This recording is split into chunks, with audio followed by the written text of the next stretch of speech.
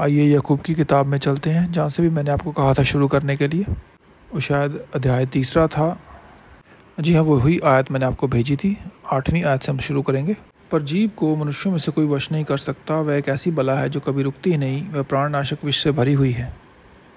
हमारे मुंह को वश में करना बड़ा ही मुश्किल काम है, खासकर तब जब हम इसको रोकना चाहते हैं कि बहुत ही हम कुछ कहना चाहते हैं हमारे दिल से, पर ये समझदारी नहीं होती उस वक्त। और नीति वचन की पुस्तक भी हमें यही बताती है कि कई बार समय होता है हमें कुछ बोलना चाहिए और कई बार हमें अपना मुंह बंद रखना चाहिए। पर जब आप बोले भी तब ऐसे नहीं कि आप पागलों की तरह कुछ भी बोल दें। 9 आयत देखेंगे। इसी से हम प्रभु और पिता की स्तुति करते हैं और इसी से मनुष्यों को जो परमेश्वर के स्वरूप में उत्पन्न हुए हैं उनको श्राप देते हैं। आयत 10। एक ही मुंह से धन्यवाद और श्राप दोनों निकलते हैं। हे मेरे भाइयों, ऐसा नहीं होना चाहिए। आयत 11। तो 11 आयत कहती है, क्या सोते के एक ही मुंह से मीठा और खारा जल दोनों निकलते हैं? कहने का अर्थ है कि जब हम एक सोते के पास जाते हैं और उसका पानी का स्वाद चखते हैं, या तो वो खारा होता है या तो अच्छा होता है, और दोनों स्वाद उसमें से नहीं निकलते। तो यही वो यहाँ कहना चाहता है कि हमारा मुंह भी ऐसा ही है कि हमारा जो मुंह है वो अच्छी चीज़ों के लिए इस्तेमाल होना चाहिए, सही चीज़ों के लिए। और कई बार हमें दूसरों को सुधारना भी पड़ता है अपने इस मुंह से, और ये एक चुनौती भी है। हे मेरे भाइयों, क्या अंजीर के पेड़ में जैतून या दाख की लता में अंजीर लग सकते हैं? वैसे ही खारे सोते से मीठा पानी नहीं निकल सकता। और जी हाँ, ये सच बात है। वो यहाँ पर जीभ की ही हम और हमारे मुंह की ही बात कर रहा है।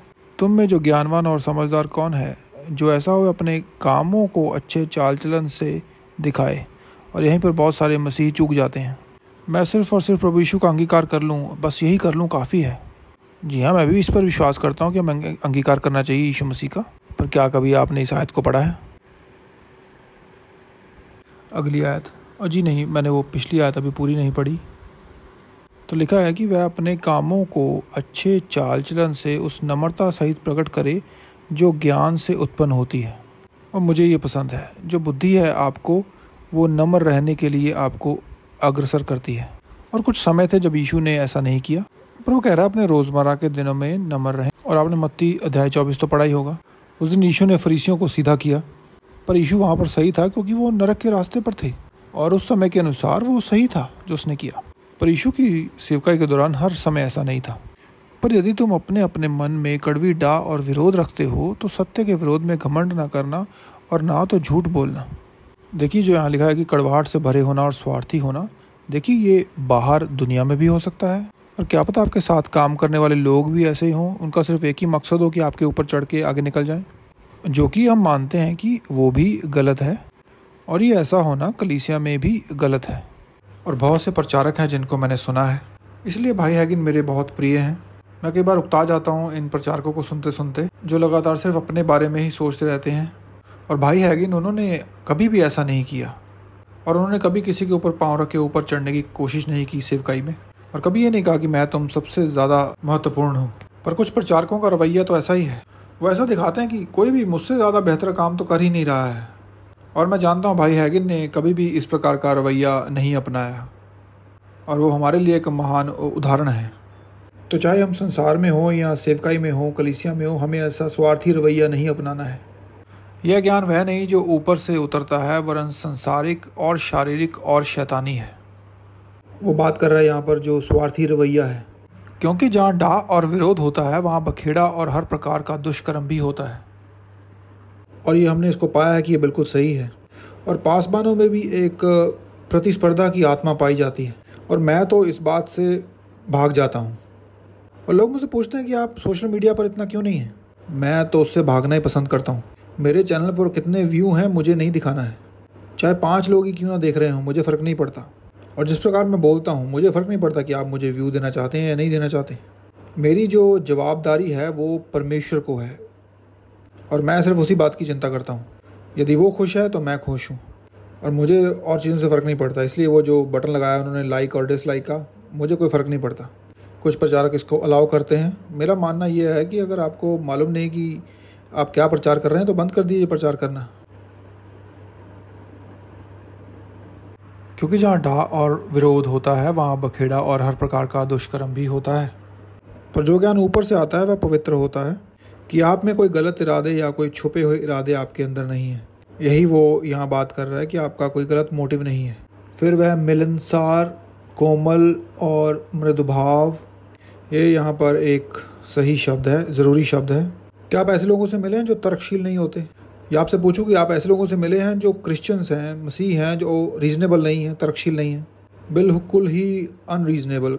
कोई फ़र्क नहीं पड़ता कि आप उनको कितने मर्जी सबूत दे लें, पर वो मानने को तैयार नहीं होते। उनके लिए सबसे ज़रूरी यही होता है कि बस वो सही हैं, बाकी चीज़ें पीछे रह जाती हैं। पर जब आप एक तर्कशील इंसान होते हैं, आप बैठते हैं और सुनते हैं, क्योंकि आप एक रीज़नेबल इंसान हैं, और आप बैठते हैं और बोलते हैं ठीक है, कोई बात नहीं, हो सकता है मैं गलत हूँ और मैं मान लेता हूँ इस बात को। क्या यहाँ पर कोई ऐसा बैठा है जो सोचता है कि भाई मैं तो कभी गलत नहीं हो सकता, मैं हमेशा सही हूँ? मैं कई बार गलत रहा हूँ और होऊंगा दोबारा भी भविष्य में। मैं कोशिश नहीं करता कि मैं गलती करूँ, पर हो जाती है। हम इंसान हैं और ये होगा। तो मृदुभाव और पूर्ण रूप से दया से भरा हुआ, हम वहाँ पर जाएंगे नहीं, पर अध्याय 2 उसकी 13 आयत में हमने देखा था कि लिखा हुआ है, क्योंकि जिसने दया नहीं की उसका न्याय बिना दया के होगा, दया न्याय पर जयवंत होती है। इसका अर्थ है कि यदि आप चाहते हैं कि परमेश्वर की दया आपके ऊपर हो, तो यदि जब किसी से कोई मूर्खतापूर्ण गलती हो जाए, वो कहीं पर चूक जाएं, उनसे कुछ गलत हो जाए, तो आप भी उनको दया दिखाने के लिए तैयार रहें। और इसका अर्थ ये नहीं कि आप उनके साथ सहमत हैं, इस बात को याद रखें। इसका अर्थ ये नहीं कि आप उस इंसान के साथ सहमत हैं, बल्कि आप उनको दया दिखा रहे हैं इसके बावजूद कि जो उन्होंने किया। और यदि ये दया है, इसका अर्थ है कि वो इसके लायक नहीं थे, इसी को दया कहते हैं। पर आप वहाँ पर दया बोना चाहेंगे क्योंकि आप भी दया काटना चाहेंगे।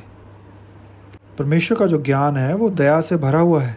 और याद रखिए, इसका मतलब ये नहीं कि आप सुधार नहीं करेंगे, बल्कि आप दया भी दिखाएंगे। आगे लिखा है कि वह अच्छे फलों से लदा हुआ, पक्षपात और कपट रहित होता है। 18 आयत कहती है कि मिलाप कराने वाले धार्मिकता का फल मेल मिलाप के साथ बोते हैं। शांति बनाए रखने वाले व्यक्ति बनने की कोशिश करें। और हर व्यक्ति आपको मिलनसार नहीं मिलेगा, कुछ तो लड़ाई करने के लिए तैयार ही रहते हैं। आगे चलते हैं। मुझे पसंद है, तुम में लड़ाइयाँ और झगड़े कहाँ से आ गए? क्या उन सुख विलासों से नहीं? कहने का मतलब कि जो आपकी इच्छाएं हैं इस पृथ्वी के ऊपर, उनसे। क्या उन सुख विलासों से नहीं जो तुम्हारे अंगों में लड़ते और भिड़ते हैं? तुम लालसा रखते हो। और यहाँ लालसा का अर्थ यह है कि कोई भी चीज़ जिसको आप बहुत ही शिद्दत से चाहते हैं, आप उसको पाना चाहते हैं। संसार की चीज़ों में यहाँ पर जो विषय चल रहा है उसमें यही कहना चाहता है वो। तुम लालसा रखते हो और तुम्हें मिलता नहीं, इसलिए तुम हत्या करते हो। अर्थ है कि आप किसी चीज़ को पाने की कोशिश कर रहे हैं, लड़ रहे हैं, पर वो किसी और को मिल जाता है, तब आपको नहीं मिलता, तो फिर आप उस व्यक्ति का नाश करने के बारे में सोचने लग जाते हैं। और देखिए, यूनानी भाषा में जहाँ पे लिखा गया है वहाँ पे एनवी और जेलसी, डाह करना या ईर्ष्या करना, इन दो शब्दों के बारे में अलग अलग शब्द इस्तेमाल किए गए हैं। अनुवाद करने वालों ने डाह और ईर्ष्या अलग अलग लिखा है, और जो जेलसी शब्द है, जलन रखना, वो इंग्लिश भाषा में कुछ साफ शब्दों में नहीं लिखा गया है। उसमें जो जेलसी करना है उसका मतलब है कि आप दूसरे की कॉपी करना चाहते हैं। यदि आप एक नई कार लेके आए हैं तो आपका पड़ोसी अगले ही दिन, कह लीजिए, वो भी एक नई कार लेके आता है। मुझे तो मालूम ही नहीं था कि हमारे अंदर मुकाबला चल रहा है। मैं ये नहीं कह रहा हूँ कि मेरे साथ ऐसा हुआ, मैं पूछ रहा हूँ कि क्या आपके साथ कभी ऐसा हुआ? तो इसको कहते हैं जेलसी, कि जो आपके पास है वही मुझे भी चाहिए। पर जो शब्द एनवी है, जो डाह करना है, उसका अर्थ है कि जो आपके पास है वो तो मुझे चाहिए ही, पर यदि मेरा बस चले तो जो तुम्हारे पास है मैं उसको भी रोक दूँ और उसको ले लूँ। क्या आप समझे इस बात को? मुझे लगता है मैं दीवारों से बात कर रहा हूँ आज। तो तुम हत्या करते हो, तुम डाह करते हो और कुछ प्राप्त नहीं कर पाते, तो तुम झगड़ते और लड़ते हो। तुम्हें इसलिए नहीं मिलता, देखिए बहुत अच्छी सलाह है यहाँ पर एक, तो आपको इसलिए नहीं मिलता क्योंकि आप मांगते नहीं हो। और ज़रा सुनिए ध्यान से, इस कलीसिया में मैं हमेशा चीज़ों को बैलेंस करके रखने की कोशिश करता हूँ, और मैं बाइबल के अनुवाद की जो कक्षाएं हैं उनमें भी यही सिखाता हूँ कि जब भी कभी कोई सिर्फ एक ही आयत को पकड़ लेता है बिना ये जाने कि बाकी आयतें उस बारे में क्या कहती हैं, तो परमेश्वर के वचन को आप तोड़ और मरोड़ देंगे। और यहाँ वो ये कह रहा है कि तुम इसलिए नहीं मिलता कि तुम मांगते नहीं हो। सो इसी प्रकार कुछ लोगों के जीवन में जब उनके पास जो परमेश्वर ने रखा है वो आशीष वो नहीं पा पाते, वो इसलिए होता है कि उन्होंने परमेश्वर से मांगा नहीं है, या कह लीजिए कि परमेश्वर से उन्होंने विश्वास में नहीं मांगा है, और वो उस बात की उम्मीद भी नहीं करते कि उनको मिलेगा। तो मैं एक बार किसी से बात कर रहा था कि उन लोगों के बारे में जो बहुत उदारता से पैसे को देते हैं, वो लोगों को अपने पूरे हृदय से देते हैं, पर वो उम्मीद नहीं रखते कि उनको मिलेगा। पर देखिए, इस कारण से पर नहीं देना है, यहाँ एक बहुत बड़ा फ़र्क है। आप सिर्फ इसलिए नहीं देते कि आपको वापस मिल जाए, और दूसरी तरफ यदि आप देते हैं और कोई उम्मीद नहीं लगाते, वापस पाने की, आने की, तो देखिए आपको कुछ नहीं मिलेगा। अगर आप कुछ उम्मीद नहीं लगाएंगे तो आपको कुछ नहीं मिलेगा। और बहुत सारे मसीहियों के लिए हैरानी वाली बात है, क्योंकि उन्हें लगता है कि सब कुछ अपने आप होता है। जी नहीं, ऐसा नहीं होता है, बल्कि आप अपने विश्वास के साथ उन आत्मिक सेनाओं से युद्ध कर रहे हैं ताकि वो चीज़ें हो सकें। तो यहाँ जो उसने कहा कि तुम्हें मिलता नहीं क्योंकि तुम मांगते नहीं हो, पर अगली आयत में भी वो कुछ कहना चाहता है, उसको हम पढ़ेंगे। तुम मांगते हो और पाते नहीं। याकूब, अभी तो तुमने कहा कि तुम्हें इसलिए नहीं मिलता कि तुम मांगते नहीं हो। तो इसलिए देखिए, आप एक ही आयत को पकड़े नहीं रह सकते और बाकी आयतों को भूल जाएं। तुम मांगते हो और पाते नहीं इसलिए कि बुरी इच्छा से मांगते हो, ताकि वो सब कुछ जो तुम्हें मिले तुम उसको सिर्फ अपने ऊपर उड़ा सको। और हम विश्वासियों का ये निशाना कभी नहीं होना चाहिए पैसे बनाने के मामले में कि हम सब कुछ अपने ऊपर उड़ा सकें। देखिए, मैं विश्वास करता हूँ कि आप बहुत सारा पैसा बनाएं। मैं भी ऐसा ही चाहता था जब मैं बिज़नेस करता था। आपको कहानी मालूम है कि परमेश्वर ने मेरी मदद की, उसने व्यापार करने में मेरी मदद की। ये उसकी इच्छा है और ये गलत नहीं है कि आप अपने बच्चों को अच्छी चीज़ें प्रोवाइड करना चाहते हैं, अपनी कलीसिया को। और सुसमाचार को फैलाना आपकी लिस्ट में सबसे ऊपर होना चाहिए। और भाई स्टीव की मैं यहाँ पर तारीफ़ करना चाहूँगा, क्योंकि उनके जो इरादे हैं वो सही हैं और वो उनका व्यवसाय बहुत पैसा बनाता है, बहुत सारा। पर कभी भी उनका ध्यान जो है वो पैसों के ऊपर टिका हुआ नहीं होता है। होना भी नहीं चाहिए। कितनी कार है उनके पास? आई थिंक 16 कार हैं उनके पास, गाड़ियाँ हैं 16। उन गाड़ियों को खड़ा करने के लिए उनको इतना सारा ज़मीन चाहिए। पर आपके पास पैसा है, कोई फ़र्क नहीं पड़ता आप चीज़ें क्या लें। 16 गाड़ियाँ, 4 हार्ली डेविडसन बाइक्स, पर आप एक समय पर एक ही चीज़ चला सकते हैं। पर इससे उन्हें खुशी मिलती है और परमेश्वर को उससे कोई तकलीफ़ नहीं है। पर उनको परमेश्वर के राज्य की चिंता है। वो इस चर्च में सबसे ज़्यादा बोने वाले व्यक्ति हैं और वो यहाँ पर आते भी नहीं हैं। और वो यहाँ पर जो बोते हैं इस कलीसिया में, वो तो कुछ भी नहीं है। और वो यहाँ नहीं, सब जगह देते हैं। लास्ट कैंप मीटिंग में उन्होंने जो दिया था वो तो मुझे पता है। इस बार वो क्या करने वाले मुझे नहीं मालूम। और जो उन्होंने वहाँ पर दिया था वो बहुत था। पर इसी बात पर उनका ध्यान केंद्रित रहता है, सुसमाचार को फैलाना और देना। और आपका भी नंबर 1 उद्देश्य वही होना चाहिए। जी हाँ, आपको अपने बच्चों की चिंता करनी है, पर आपका नंबर 1 जो उद्देश्य है वो सुसमाचार को फैलाना होना चाहिए। सबसे पहले उसके राज्य को खोजो, बाकी चीज़ें आपको मिल जाएंगी, क्योंकि परमेश्वर उसके विरोध में नहीं है। आपको मिलता नहीं है क्योंकि आप मांगते नहीं हैं।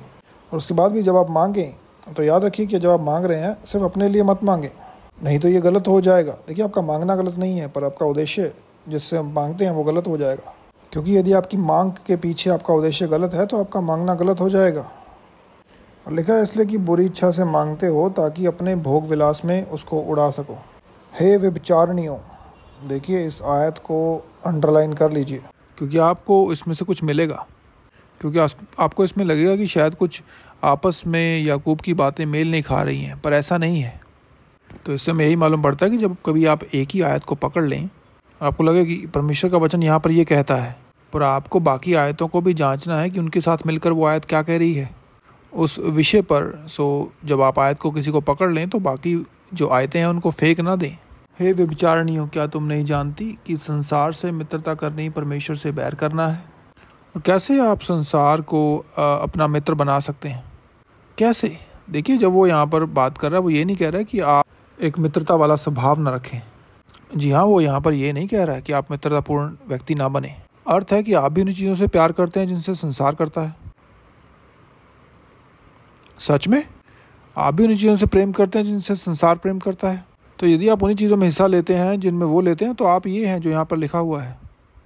देखिए, मैं सबसे उम्मीद नहीं करता कि आप वो वैसे जिएं जैसे मैंने अपना जीवन जिया है इन सारे सालों में। देखिए, वो उम्मीद मैं आपसे नहीं करता, पर एक विश्वासी होने के नाते कम से कम उनके समान जैसे वो काम करते हैं, और कम से कम उनकी कॉपी तो मत कीजिए संसार के लोगों की, और उनके जैसे बनने की चाहत ना रखें और वो ना करें जो वो करते हैं।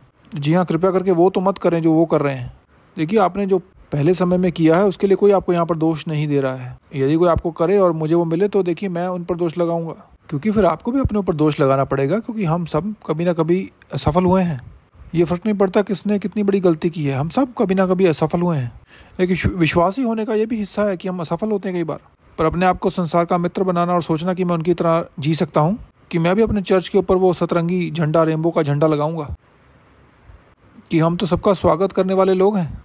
जी नहीं, आपने उस वक्त इस आयत को तोड़ दिया है।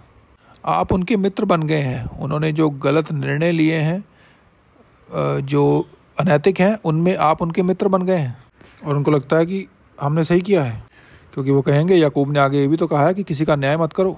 क्योंकि याकूब की किताब में हमने पढ़ा है और उसमें वो कहता है कि किसी का न्याय मत करो, डू नॉट जज। क्योंकि आपने पढ़ा भी, लेकिन उसने न्याय किया, उसने जज किया, उसने बोला। अगर न्याय करने की आपकी परिभाषा के अनुसार हम जाएंगे तो उसने तो कर दिया है। जी नहीं, वो सिर्फ सुधार करने की कोशिश कर रहा है कि जिसमें गलती है, और लोगों को सिखा रहा है कि सही क्या है। पर वो उनको नफरत नहीं कर रहा है और उनसे घृणा नहीं कर रहा है। और यही अंतर है।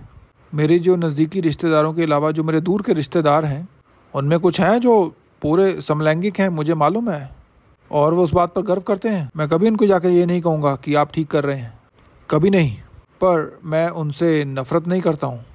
और अगर वो कभी मुझे इस बात का अवसर देंगे, जो मुझे कभी कभी मिलती भी है, और अगर उन्होंने बदलने का निर्णय लिया अपने आप को, तो अच्छी बात है और मैं उनसे नफ़रत नहीं करूँगा। पर मुझसे उम्मीद ना रखें, मुझसे ना कहें कि मैं अपनी कलीसिया के ऊपर वो सतरंगी झंडा लगाऊं। वो नहीं होगा, कभी नहीं। नहीं तो मैं इस आयत का दोषी ठहरूंगा, संसार का मित्र बनने का। यहीं पर हैं जो लोग, नेता लोग अपना सिर फंसा लेते हैं, और जो नेता हैं, पॉलिटिशियंस हैं, वो सबके दोस्त बनने की कोशिश करते हैं कि सब लोग महत्वपूर्ण हैं। जी हाँ, पर सब लोग जो काम करते हैं वो महत्वपूर्ण नहीं है। तो लिखा है कि अतः जो कोई संसार का मित्र होना चाहता है, वह अपने आप को परमेश्वर का बैरी बना लेता है। देखिए, परमेश्वर आपका शत्रु नहीं है, पर आपने उसको अपना शत्रु बना लिया है उन चीज़ों को गले लगाने के द्वारा जो आपको नहीं करना चाहिए। देखिए, आपके अपने निजी निर्णय लेना भी मसीहत का एक हिस्सा है, और हम सबको निर्णय लेने पड़ते हैं। और बहुत बार लोगों ने मुझसे सवाल किया कि यदि परमेश्वर को मालूम था कि शैतान बुरा होने वाला है और उसने आदम को बनाया, इंसान को बनाया, जब उसको मालूम था कि वो गिर जाएगा और शैतान के फंदे में फंस जाएगा, तो उसने उसको क्यों बनाया? और उसका उत्तर ये है, और भूलिएगा नहीं इस उत्तर को, क्योंकि शैतान आपके ऊपर भी इसको इस्तेमाल करेगा कि परमेश्वर सही नहीं है। यदि परमेश्वर को मालूम था कि आदम पाप में गिर जाएगा, तो उसने क्यों बनाया? जी हाँ, परमेश्वर जानता था। पर देखिए, हर मनुष्य के सामने समय आएगा जब उसको चुनना पड़ेगा गलत और सही के बीच में, और सबके साथ ये होता है। और जिस बात का आप निर्णय लेंगे, वो उसी बात से निर्धारित होगा कि आप परमेश्वर के शत्रु हैं या उसके मित्र हैं। और आपको समझना होगा कि आप अपने आप को उसका शत्रु बनाते हैं, क्योंकि परमेश्वर तो आपसे प्रेम करता है। उसने संसार से इतना प्रेम किया कि उसने अपना इकलौता पुत्र दे दिया कि जो कोई उसके ऊपर विश्वास करेगा, और यदि आप उसके ऊपर विश्वास करते हैं तो आप उसकी आज्ञाओं को मानेंगे, और जो कोई उसके ऊपर विश्वास करेगा वो अनंत जीवन पाएगा और नाश ना होगा। देखिए, मैं भी कभी कभी समझ नहीं पाता कि हम अनंत काल तक जिएंगे। मुझे समझ नहीं आता कभी कभी ये कि 10 बिलियन साल बीतने के बाद भी मैं परमेश्वर के साथ जीऊँगा, कि हम क्या करेंगे उन करोड़ों सालों में। पर मैं आपको गारंटी देता हूँ कि ये बहुत अच्छा होगा। परमेश्वर से बेहतर कोई नहीं जानता कि किसी को खुश कैसे करना है। देखिए, एक पासवान होने के नाते आपसे बहुत सारे लोग अलग अलग सवाल पूछते हैं कि पास्टर मार्क, मेरे पास एक कुत्ता है जिसको मैं बहुत प्रेम करता हूँ, और मुझसे ये सवाल एक बार नहीं बहुत बार पूछा गया है कि जब मैं ऊपर स्वर्ग में जाऊँगा, क्या मैं परमेश्वर से पूछ सकता हूँ कि क्या मुझे मेरा वो जो कुत्ता है, प्रिय कुत्ता, वो मिल सकता है? और मैंने कहा, हाँ, परमेश्वर को कोई फ़र्क नहीं पड़ता, उसको खुशी होती है। वो सेकंड्स में ही उस कुत्ते जैसा दूसरा बना सकता है। आप नहीं कर सकते, मैं नहीं कर सकता। और मैंने बहुत सारे लोगों की जो गवाहियाँ हैं वो सुनी हैं, जिन्होंने स्वर्ग का दर्शन पाया और उन्होंने बताया कि वहाँ पर जानवर भी थे। जी हाँ, सचमुच के जानवर, इंसानी नहीं, जानवर। तो मेरे कहने का अर्थ ये है, वो चाहता है हमारे लिए अच्छी चीज़ों को करना, पर आप अपने आप को उस स्थिति में स्वयं डाल सकते हैं कि जब वो आपके लिए जो करना चाहता है वो ना कर पाए। आइए अगली आयत को हम देखेंगे। क्या तुम यह समझते हो कि पवित्र शास्त्र व्यर्थ कहता है कि जिस आत्मा को उसने हमारे भीतर बसाया है? देखिए, परमेश्वर आपके साथ सहभागिता करने की लालसा रखता है। एक विश्वासी होने के नाते उसने अपना आत्मा हमारे अंदर डाला है। हम सिर्फ कोई धार्मिक लोग नहीं हैं। हमारे पास कुछ ऐसा है जो संसार के लोगों के पास नहीं है, किसी हिंदू के पास नहीं है, किसी मुस्लिम के पास नहीं है, किसी बुद्धिस्ट के पास नहीं है। हमारे पास कुछ है ऐसा जो उनके पास नहीं है, किसी और के पास, क्योंकि यह सिर्फ यीशु के द्वारा आता है। परमेश्वर का आत्मा हमारे अंदर वास करता है और वो हमारे साथ सहभागिता करने की लालसा रखता है। मैं भी रखता हूँ, और मैं किसी को वो समय चुराने नहीं देता। एक पासवान होने के नाते ये आसान नहीं है। मुझे लगातार मैसेज आते रहते हैं, और जहाँ तक हो सके मैं उनका उत्तर देने की कोशिश करता हूँ। और मैं यहाँ कुछ कहना चाहता हूँ। प्रभु धन्यवाद मुझे याद दिलाने के लिए। ये आने वाला अगले हफ्ते में मैं बिल्कुल बहुत ही बिजी हूँ, अगर आपको मेरा मैसेज ना आए तो ये मत समझना कि मैं आपसे प्यार नहीं करता। अगला जो हफ्ता है बहुत ही व्यस्त हूँ और भाई क्रैग आने वाले हैं इस शुक्रवार को, और वो शुक्रवार और रविवार को यहाँ पर होंगे। और मैं सबको कहना चाहूँगा, ये ऐसा है जैसे मैं दीवारों से बातें कर रहा हूँ, आप सब यहाँ पर आएँ, सब आएँ। ये ना कहें कि मैं इस कलीसिया को सपोर्ट करता हूँ और यहाँ पर आप दिखते भी नहीं। कृपया करके ये झूठ किसी और से बोलें जाकर, मैं इतना मूर्ख नहीं हूँ। यदि आप इस कलीसिया को सपोर्ट करते हैं तो अपना कंकाल लेकर यहाँ पर आएँ और सीट पर बैठें। और ख़ासकर देखिए, जब कोई बाहर से आता है, जब वो यहाँ पे आए और बिल्डिंग में कोई ना हो और कलीसिया के जो मेंबर हैं वही नज़र ना आए, तो उनको भी लगता है कि मैं यहाँ पर आया क्यों हूँ। देखिए, जब मैं दूसरे देश में जाता हूँ और मैं बाइबल स्कूल में जाता हूँ, मैं इस बात को एंजॉय करता हूँ और मैं वहाँ पर कई बार जो वहाँ का लोकल चर्च होता है वहाँ पर भी सिखाता हूँ। तो बड़ी खुशी होती है जब बिल्डिंग पूरी भरी होती है, कलीसिया भरी होती है और वो होते हैं वहाँ पर। और यही मुझे शिकायत है अमेरिकन लोगों से। अमेरिकन लोगों को मालूम नहीं है कि वो बहुत ही गटर की ओर जा रहे हैं। नहीं जी नहीं, उनको नहीं मालूम है। आत्मिक रूप से मैं बात कर रहा हूँ। मैं आपको वीडियोस दिखा सकता हूँ। मैं आज कोई वीडियो दिखाना नहीं चाहता। मैं आपको एक वो सेवक की जो भारत में है उसकी वीडियो दिखाना चाहूँगा। और अभी उनका एक क्रूसेड हुआ था वहाँ पर इंडिया में। वो आपको जो पूरे नंबर हैं वो तो नहीं बता सकते, पर 10 लाख के आसपास जो लोग थे वो वहाँ पर उस सभा में आए। वहाँ पर कुर्सियाँ नहीं थी, एयर कंडीशन नहीं था और 5 घंटे की सभा थी। तो मुझे घिन आती है अमेरिकन लोगों के ऊपर। जी हाँ, मुझे गुस्सा आता है। और इनको लगता है कि हमारी ये जो मीटिंग्स हैं ये उनके सहने से परे है। हर एक रविवार को कलीसिया में जाना यही आपके लिए भारी है क्या सच में? मैं आप लोगों से प्रेम करता हूँ, लेकिन मैं आपका दोस्त बनने की कोशिश नहीं कर रहा हूँ। मैं आपका दोस्त हूँ, पर आप समझिए मैं क्या कहने की कोशिश कर रहा हूँ। कहने करता है कि मैं आपसे प्रेम करता हूँ, पर अगर यदि आप लोग मुझे पसंद नहीं करते तो कोई बात नहीं, कोई फ़र्क नहीं पड़ता। अगली आयत, वह तो और भी अनुग्रह देता है, इस कारण यह लिखा है, परमेश्वर अभिमानियों का विरोध करता है पर दीनों पर अनुग्रह करता है। और अनुग्रह का मतलब है वो दया जिसके आप योग्य नहीं हैं। परमेश्वर अनुग्रह करता है किसके ऊपर? अभिमानी के ऊपर? अकड़ू लोगों के ऊपर? नहीं, दीन लोगों के ऊपर। यदि आपको अपने जीवन में और अनुग्रह चाहिए तो परमेश्वर से और दीनता को मांगे। निर्गमन की पुस्तक में यह साफ साफ लिखा हुआ है कि इस पूरी पृथ्वी में जो मूसा था वो सबसे अधिक दीन व्यक्ति था। और देखिए, कहने का अर्थ ये नहीं कि वो नंबर 2 पे था। यदि हम में से कोई नंबर 2 व्यक्ति भी हो पूरी पृथ्वी में दीन, तो वो भी बहुत अच्छी बात है। पर जो मूसा था वो पृथ्वी में सबसे ऊपर पहले नंबर पर था दीन व्यक्ति के रूप में। और परमेश्वर ने उसके लिए क्या क्या किया। तो परमेश्वर अनुग्रह करता है दीन व्यक्तियों के ऊपर। और यदि आपको और ज़्यादा अनुग्रह चाहिए और काम करने की सामर्थ्य चाहिए, जिस भी काम के लिए प्रभु ने आपको बुलाया है, और अपने आप को दीन करें। और कई अलग अलग तरीक़ों से आप करते हैं, उनमें से कई तरीके हैं। उनमें से एक है कि परमेश्वर के सामने दीन हो जाना कि प्रभु जिस काम के लिए भी आपने बुलाया है मुझे बताइए, मैं करूँगा। जो आप कहेंगे मैं करूँगा। और जब हम नहीं करते वो कई बार घमंड हो जाता है, हमें लगता नहीं है। पर देखिए, क्या आप परमेश्वर से अधिक जानते हैं? तो उसको अभिमान कहा जाता है। तो क्या आपको लगता है परमेश्वर से अधिक जानते हैं? मैं तो नहीं जानता और कोई भी नहीं जानता परमेश्वर से अधिक। इसलिए परमेश्वर के अधीन हो जाओ और शैतान का सामना करो तो वह तुम्हारे पास से भाग निकलेगा। पर फिर देखिए, यहाँ पर एक शर्त है। तो यदि आप कभी अपने आप को ऐसा कहते हुए पाएँ कि प्रभु शैतान को मुझसे दूर भेज दे, तो मैं आपको बताना चाहूँगा कि वो ऐसा नहीं करेगा। नहीं, आप बोलेंगे क्या वो मेरी चिंता नहीं करता? वो आपकी चिंता करता है, पर वो कुछ नहीं कर सकता इस मामले में, क्योंकि उसने हमें पहले से बताया कि जो अधिकार है और जो जिम्मेदारी है उसका सामना करने की, वो हमारे ऊपर है। आप इस आयत के और जितने मर्जी मतलब निकालना चाहें निकाल सकते हैं, पर इस आयत का और कोई मतलब नहीं है दूसरा। परमेश्वर के अधीन हो जाओ, शैतान का सामना करो। ध्यान दीजिए, पहले आपको परमेश्वर के अधीन होना है और शैतान का फिर सामना करें, और आखिरकार वो भाग जाएगा। आखिरकार जो शब्द है याकूब ने वहाँ यूज़ नहीं किया है, पर याकूब को पता है ये वो आखिरकार आपको छोड़ के भागेगा। क्योंकि यदि शैतान को लगे कि आप उसकी ही दिशा में आ रहे हैं, तो क्या आपको नहीं लगता कि वो कोशिश करेगा कि आपको अपने ही रास्ते पर बनाए रखे? जी हाँ, वो कोशिश करेगा। यदि शैतान ने इस बात को देख लिया कि अभी आप संदेह में हैं, तो वो कहेगा मैं तो कहीं नहीं जाने वाला, यहाँ तो मुझे अभी बहुत काम करना है इसके ऊपर।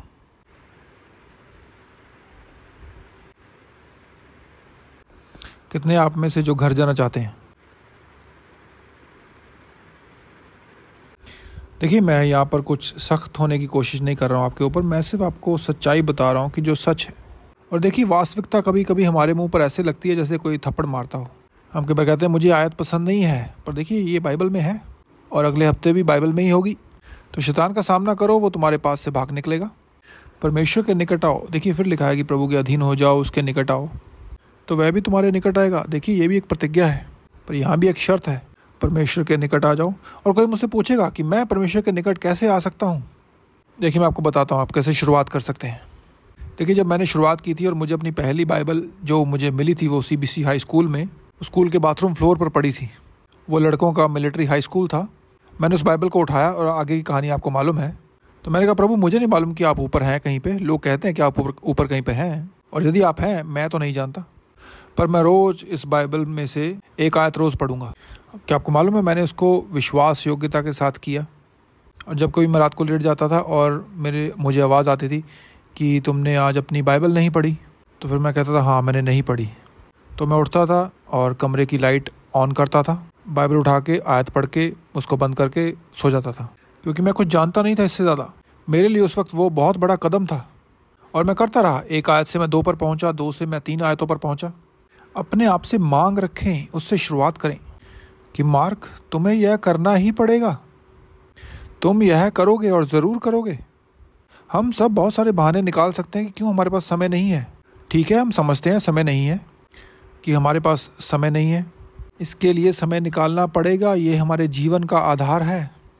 एक आदमी था जिसको मैंने अपने घर पे कुछ काम करने के लिए बुलाया था, पर पता नहीं इसको किसने बताया था कि मैं एक प्रचारक हूँ या नहीं, पता नहीं इसको किसी ने बताया होगा। और वो आए और वो 3 जन थे और मैंने कुछ नहीं कहा, मैं सिर्फ उनसे काम की बात कर रहा था कि जो जो काम करने के लिए उनको बुलाया गया है। और वो उसमें से 2 वाइट थे और एक ब्लैक आदमी था। और जो ब्लैक आदमी था वो उनको कह रहा था कि यदि तुम ये काम कर दोगे, निपटा दोगे एक्स्ट्रा, तो मैं तुम्हें एक्स्ट्रा पैसे दूंगा।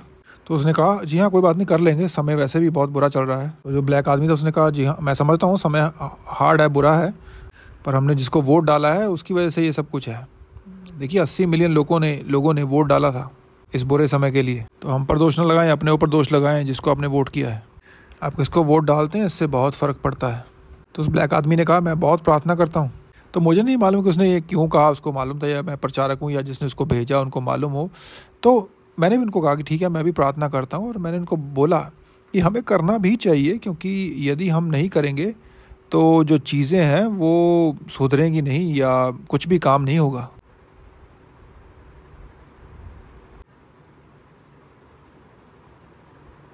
और मैंने उनको टिप भी डबल दिया, हर एक को $50 देने की बजाय मैंने सबको तीनों को $100 दिया।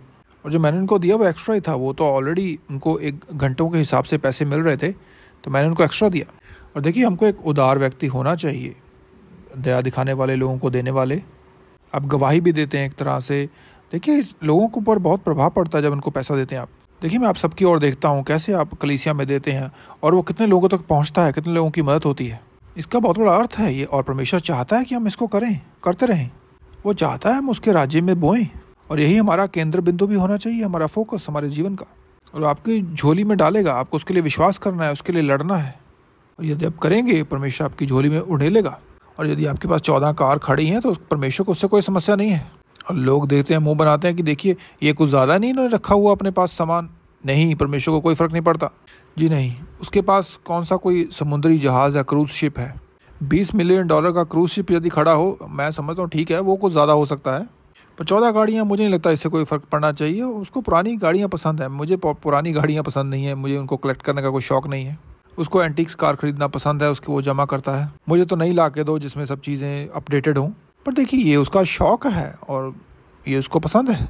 कुछ लोगों को कुत्ते पालने का शौक़ है, और मुझे तो आज भी ये बात समझ नहीं आती, पर देखिए उनको पसंद है कुत्तों को रखना, कुत्तों को पालना, पर उसमें कोई समस्या नहीं है। देखिए मेरी जो बहन है, मुझे लगता है एक बार उसके पास 5 कुत्ते थे एक समय में, तो मैंने उससे पूछा था कि तुम इसको मैनेज कैसे करती है इन कुत्तों को।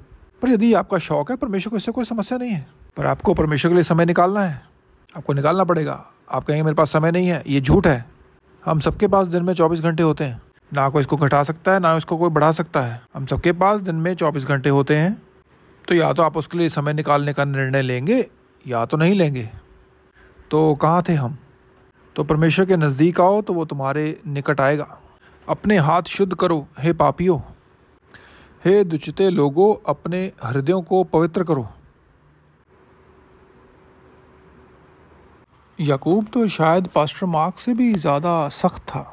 मुझे नहीं मालूम। तो ये तो ऐसे लग जैसे याकूब ने मुंह पे तमाचा मार दिया हो। आप उसके पत्र में पढ़े और वो कह रहा हो हे पापियों अपने हाथ शुद्ध करो। कितने प्रचारकों ने आपको ये कहा होगा कि दुखी हो शोक करो, रो, दुखी हो शोक करो।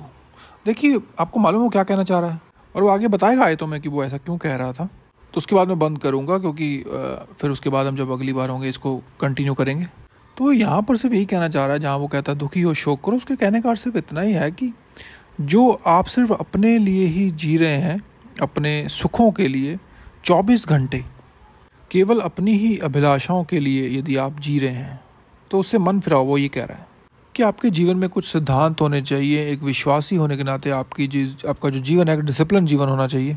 लूका सुसमाचार में हम पढ़ते हैं कि जब वो धनी आदमी मर जाता है और नरक में चला जाता है, उस पर लिखा था कि वो रोज़ ही एक वैभव वाला जीवन जीता था, हर रोज़ एक अच्छे कपड़ों में। तो वहाँ कहने का अर्थ था कि वो सिर्फ और सिर्फ संसार की चीज़ों में ही मगन था। और यही याकूब यहाँ पर कह रहा है और विश्वासियों को लिख रहा है। देखिए हर समय हंसने के लिए नहीं है। और देखिए ऐसा नहीं कह रहा हूँ कि हंसना नहीं चाहिए। हंसी परमेश्वर ने बनाई है, परमेश्वर ने उसको बनाया है। आपको क्या लगता है कि जब आप हंसते हैं तो उसमें आपका कुछ योगदान है? ये परमेश्वर के द्वारा रचा हुआ है। हम हंसते हैं क्योंकि परमेश्वर का स्वभाव भी हंसी वाला है। परमेश्वर में भी हंसी मजाक की प्रवृत्ति है। मुझे याद है कि जब भाई हैगिन को प्रभु यीशु का दर्शन मिला था तो उसके साथ हंसी मजाक कर रहे थे, और लोगों को लगता है कि जैसे यीशु सिर्फ कठोर और सीधा साधा ही है। जी नहीं, वो भी मजाक करते हैं। और यीशु मसीह ने उस भाई हैगिन पर हाथ रखे थे और उन्होंने कहा था कि जब लोगों के ऊपर हाथ रखोगे तुम भी, कि मैं चाहता हूँ कि तुम उनके सर के ऊपर हाथ रखो। तो उन्होंने कहा था कि उनके सर पे हाथ रखना। मैं नहीं कह रहा हूँ कि तुम उनके पैरों के ऊपर हाथ रखो या और किसी जगह पर उनके शरीर पर। मैं चाहता हूँ कि तुम उनके सिर के ऊपर हाथ रखो। और उन्होंने बताया कि जब यीशु को ये बात कह रहे थे उनको, तो वो थोड़ा मुस्कुराए और उन्होंने कहा कि अभिषेक जो है मैंने तुम्हारे हाथों पर उड़ेला है, कि जो अभिषेक है वो तुम्हारे पैरों में नहीं है, अभिषेक तुम्हारे हाथों पर है, सो लोगों के सर पर हाथ रखना। और उन्होंने कहा कि जब यीशु उनको ये बातें कह रहे थे और तो मुस्कुरा रहे थे। और ऐसे सीरियस माहौल में भी देखिए यीशु मसीह तनाव में नहीं थे, हंसी मजाक में थे, हंस रहे थे। तो वो कोई गुस्सैल व्यक्ति नहीं है। तो याकूब कहना चाहता है कि यदि आपका सारा जीवन सिर्फ मनोरंजन और हासे ठहाके लगाने में निकल रहा है तो कुछ समस्या है, तो कुछ बदलाव की ज़रूरत है वहाँ पर। मुझे कई बार महसूस होता कि जैसे मैं यहाँ से निकलूँगा तो मेरी पिटाई होगी। तो मैं आप लोगों के ऊपर हूँ, कोई मुझे बचाएगा इन सब से। और मैं आपको कुछ दिखाना चाहूँगा आने वाले समय में, कुछ चीज़ें जो मैं देखता हूँ जो हो रही हैं, और मैं आपको कुछ बताऊँगा, पर शायद मैं आने वाले समय आपको दिखाऊँगा कुछ जो भी चीज़ें आजकल न्यूज़ में दिखाई जाती हैं जो हो रहा है। आज मैं सिर्फ आपको बताऊँगा, तो क्या पता आने वाले समय में मैं कुछ आपको दिखाऊँ। मैं कई बार उन चीज़ों के स्क्रीनशॉट ले लेता हूँ अपने फ़ोन में, जो हो रहा है पागलपंती इस दुनिया में चारों तरफ, सब तरफ आपकी समझ से परे जो शूटिंग्स हो रही हैं, गोलियां चल रही हैं। कई बार आप स्टोर में भी जाते हैं, हो सके तो प्रार्थना के साथ जाएं। आप तो स्टोर में गए हैं सिर्फ अपना काम करने के लिए, और वहाँ पे कोई पागल है जो सबको शूट करना शुरू कर देता है अंधाधुंध। और कितनी मास शूटिंग्स आपने देखी हैं जो लोगों को शूट कर रहे हैं। अभी भी एक हो के हटी है और उन्होंने 4 लोगों को मार दिया, और कोई उसके पीछे कोई वो भी नहीं था, उनका कोई मोटिव भी नहीं था, जस्ट वैसे किसी 4 लोगों को, अनजान लोगों को मार दिया उन्होंने। और ये दुष्ट आत्माओं के काम है। तो मैं हमेशा कहता हूँ अमेरिका तैयार हो जाइए, क्योंकि जो आपने चाहा था कि परमेश्वर को बाहर निकाल दीजिए, वो आपने उनको निकाल दिया है और ये चीज़ें हो रही हैं। और जब परमेश्वर बाहर जाता है तो सिर्फ एक ही चीज़ अंदर आती है। आपको स्कूलों में परमेश्वर नहीं चाहिए, और पूरे जो जवान पीढ़ी है उनको आपने सोशल मीडिया उनके हाथ में थमा दिया है, और उनका दिमाग पहले से भी कम हो गया है चलना। और ये लोग आपकी गन्स लेना चाहते हैं। गन्स थोड़ी समस्या है, गन्स तो हमारे पास तब से हैं जब से हमारा देश बना है। हमारे संविधान में लिखा है कि आप अपनी सुरक्षा के लिए गन रख सकते हैं। सैकड़ों सालों से है यहाँ पर गन्स, तो इसलिए हथियार समस्या नहीं है। जो लोग दुष्ट आत्माओं से पीड़ित हैं वो समस्या है, और ये समस्या हथियार वापस ले जाने से सुलझेगी नहीं। और अब लोगों ने चाकू से लोगों पर हमला करना शुरू कर दिया है, और अब लोगों के ऊपर लोग गाड़ियाँ चढ़ा रहे हैं। ये दुष्ट आत्माएं हैं, और अमेरिका में इसका सैलाब आने वाला है। ये सब दुष्टता के काम। तो कहाँ आपको जाना है, कब जाना है, ये पवित्र आत्मा की अगुवाई में चलें। तो यदि कोई समय हो कि जिसमें आपको पवित्र आत्मा की अगुवाई में चलना है, तो वो आने वाला है बहुत जल्द। तो ये मत कहें कि मुझे तो इस पार्टी में जाना ही है। तो अपना माइंड बना लें और प्रभु की अगुवाई में चलें। तो कितनी बार है कि कई जवान लोग बिना सोचे समझे किसी पार्टी में गए और किसी ने गन निकाली और उनको शूट कर दिया। तो पवित्र आत्मा के अनुसार वो जो पार्टी थी उसमें आपको नहीं जाना चाहिए था, प्रभु जानता है। और पवित्र आत्मा का काम अपने लोगों को बचाना है। वो आपको बचाएगा, आपका मार्गदर्शन करेगा। आप सब कुछ नहीं कर सकते जो आप करना चाहते हैं और फिर सोचेंगे कि सब कुछ सही रहेगा, क्योंकि ऐसा नहीं होता है। तो आपको पवित्र आत्मा की अगुवाई में चलना है। देखिए, मैं ये आपको समझाने की कोशिश कर रहा हूँ। तो जब प्रेसिडेंट ट्रंप जो कि है नवंबर में जीतेंगे, तो वो जो शांति संधि होने वाली है उसकी ओर नज़र रखें आप। तो वो मिडल ईस्ट को मेज पर लेके आएगा और वो शांति वार्ता की संधि करेंगे। वो कब करेंगे? उसके काल के दौरान करेंगे। और मैं आशा कर रहा हूँ कि वो प्रेसिडेंट ट्रंप के पहले साल में होगा। तो उसके बाद तो आपको मालूम है कि आपकी जो घड़ी है वो शुरू हो जाएगी। तो आखिरी के जो 7 वर्ष हैं वो शुरू हो जाएंगे और जो पहले 3.5 साल होंगे वो शांति के होंगे। और उसके बाद जो है वो युद्ध होगा। और देखिए, वो युद्ध कहीं कहीं भी हो सकता है। ज़रूरी नहीं कि वो एक महायुद्ध होगा, जो कि होगा बाद में, पर ज़रूरी नहीं कि वो उसी वक्त होगा। और वो जो छिटपुट युद्ध होंगे कहीं कहीं, आपको मालूम है वो कितना बड़ा आर्थिक जो है असर डाल सकते हैं पूरी दुनिया में। जो चीज़ें आमतौर पर हम खरीद लेते हैं, आपको मालूम है वो आपकी पहुंच से बाहर हो सकती हैं या इतनी महंगी हो सकती हैं। और ज़रा उम्मीद करिए कि यदि आपको एक बैटरी चाहिए हो, तो यदि वो बैटरी समझ लीजिए कि ताइवान में बन रही है और वो ताइवान पर अटैक कर दिया चाइना ने, तो वो बैटरी आप तक नहीं पहुँचेगी, क्योंकि चाइना भी गर्म होता जा रहा है। और क्या आपने ध्यान दिया कि रशिया ने भी फ्लोरिडा के तट के आसपास अपने न्यूक्लियर तैनात कर दिए हैं? और आपको लगता है कि ऐसा नहीं होने वाला? तो परमेश्वर ही आपकी मदद करे। और जिन्होंने मेरी आवाज़ को सुना है उनके पास तो कोई बहाना नहीं होगा।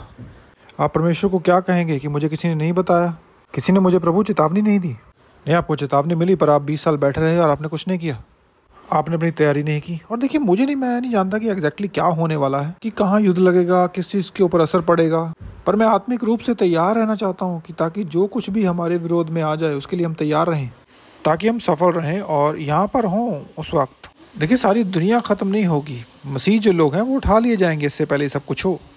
देखिए, क्योंकि यीशु ने भी कहा था कि जो लोग हैं अपने रोज़मर्रा के जीवन को जी रहे होंगे, अपने सारे काम कर रहे होंगे, 2 लोग बिस्तर में होंगे, एक ले लिया जाएगा, दूसरा छोड़ दिया जाएगा। 2 लोग खेत में काम कर रहे होंगे, एक उठा लिया जाएगा, एक रह जाएगा।